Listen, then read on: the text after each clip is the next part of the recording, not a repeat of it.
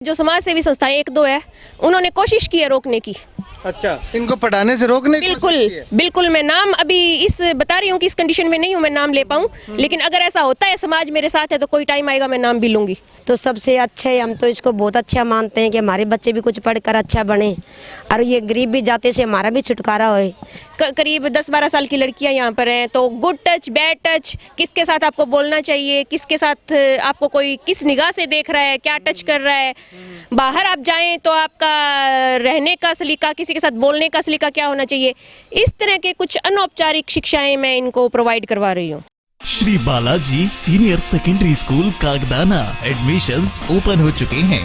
Class pre nursery से class 12th तक के स्टूडेंट्स के लिए arts, commerce and science stream में excellent campus, CBSE affiliated, board परीक्षाओं में सर्वाधिक मेरिट देने वाला स्कूल, हर तीसरे विद्यार्थी के 90% से ऊपर मार्क्स और हर दूसरे विद्यार्थी के 80% से ऊपर मार्क्स। For admission contact.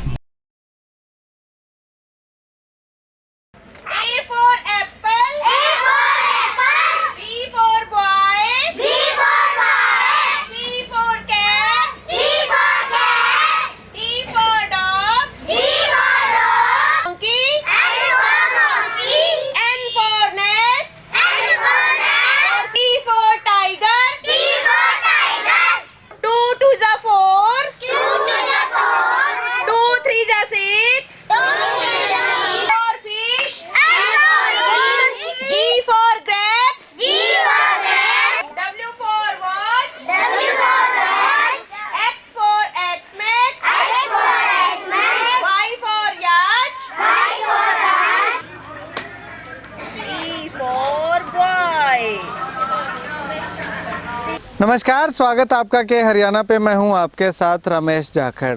इस वक्त मैं मौजूद हूं एलनाबाद के एक अनूठे स्कूल में।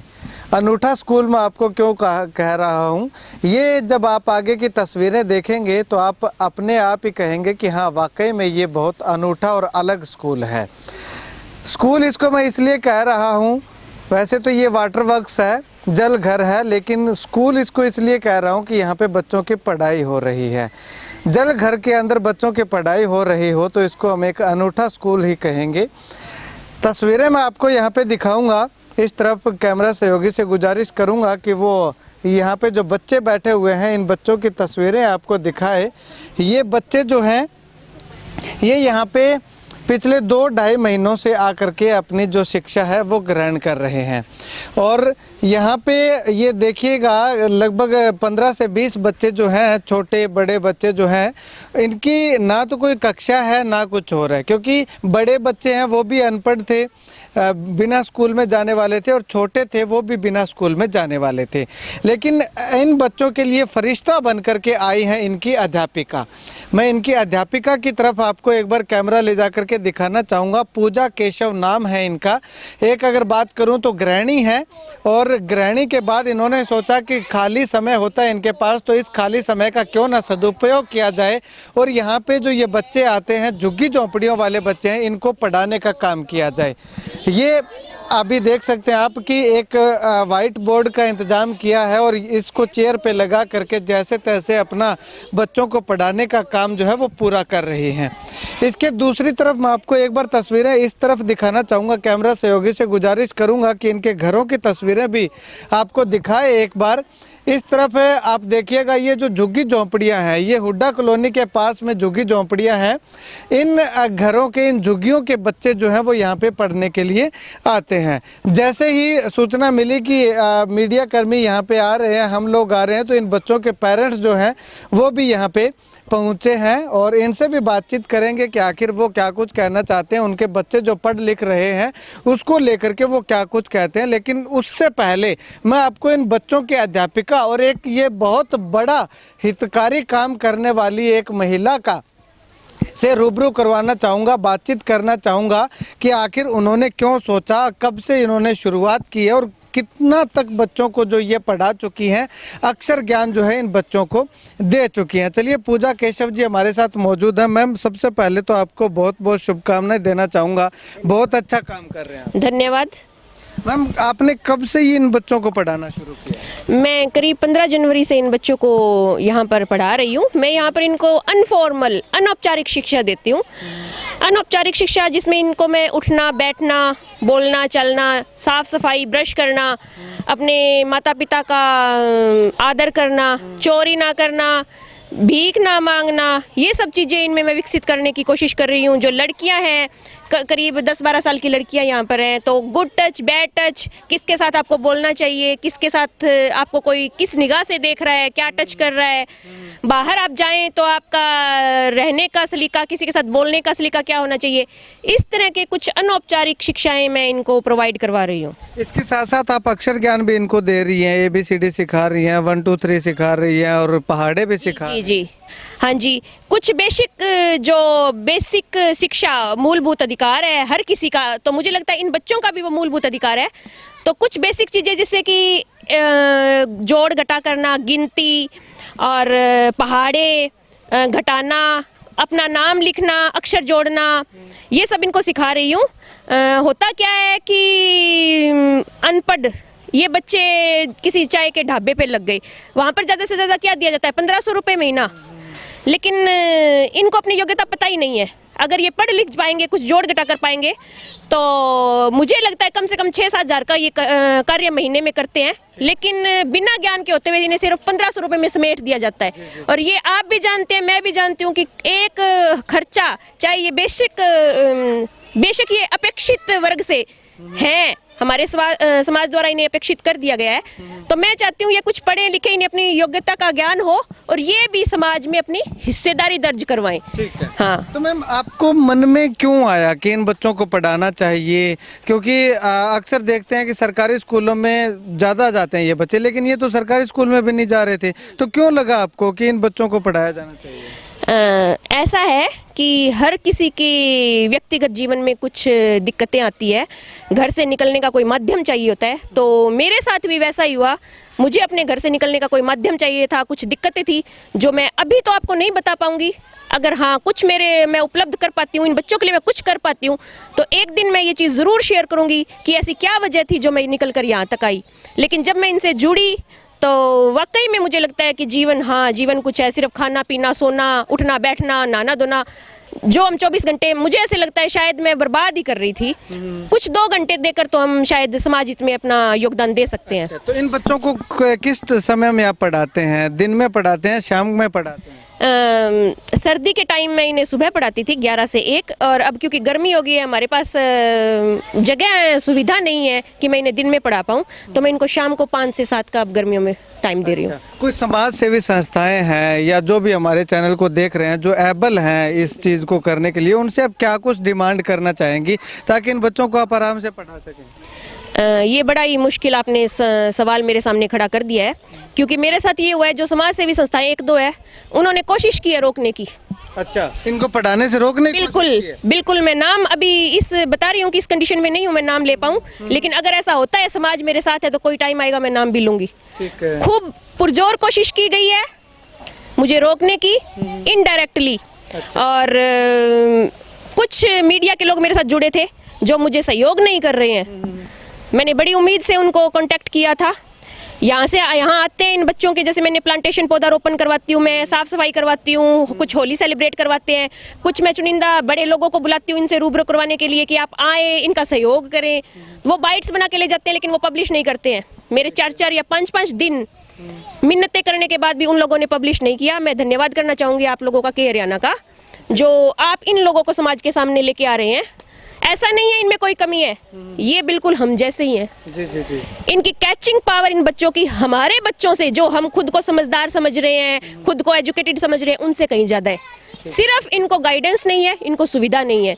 तो मैं कहना चाहूँगी, उन नाम क्या लूँ अब मैं आपको, कोई भी समाज सेवी संस्थाएं नहीं, आप, मैं, हम जैसे लोग ही इनके लिए आगे आ सकते हैं। ठीक है। हाँ जी। तो उन तमाम लोगों से आप अपील करेंगे कि कोई इनको सुविधा उपलब्ध बिल्कुल। करवाए? इनको मैं ये चाहती हूँ कि जो बच्चे अब सरकारी स्कूलों में, मैंने इनसे पूछा आप कहाँ पढ़ते हो, तो काफ़ी टाइम पहले बोले हम 2 साल पहले सरकारी में पढ़ते थे, 3 साल पहले पढ़ते थे।